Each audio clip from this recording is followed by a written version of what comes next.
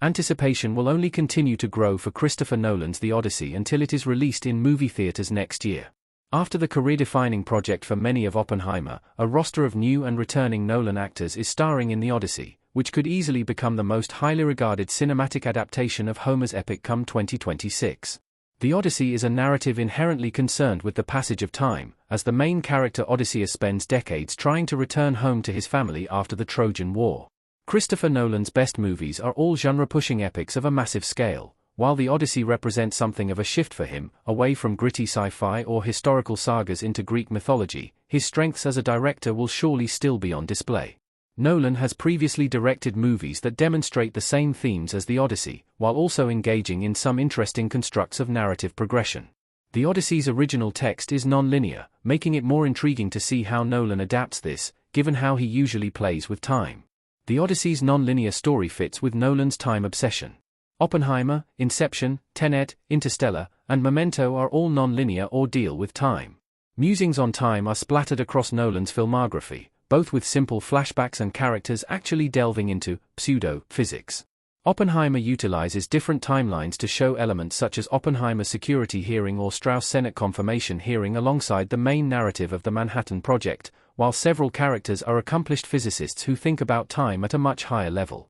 Tenet is an intricate, fresh time travel adventure. Inception deals with time passing differently in dreams. Interstellar shows Cooper losing time with his family due to time dilation during his intergalactic mission. The motif of the protagonist being separated from his family, Cobb and Cooper, contributes strongly to how Nolan unravels time, but he is doubtlessly very invested in how he can rearrange it to prompt the audience and the characters to think deeply about it.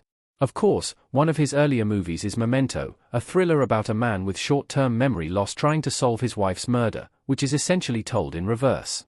The Odyssey may now be framed as Odysseus telling the story after having parallel storylines, and again featuring the idea of time dilation. How else Nolan could use time in The Odyssey? There are several important time jumps in The Odyssey. Ralph finds as Odysseus stares into the distance in The Return.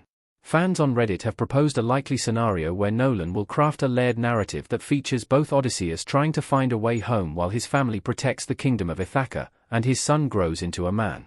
The whole thing could be framed as a flashback, but there may also be more flashbacks if Nolan chooses to show some elements of Odysseus leaving home and the Trojan War. However, there are some interesting points in the story that we may be tempted to summarize too succinctly, which actually take up years in the characters' lives, reflecting the tricky nature of time. The Trojan War is essentially the prelude to this story, which Nolan probably won't spend too much screen time on, but it lasts 10 years. Telemachus is a baby when Odysseus leaves, and is nearing 30 when he returns. On his voyage, Odysseus encounters the witch Circe and believes he spends only a few days with her, but it turns out to be years.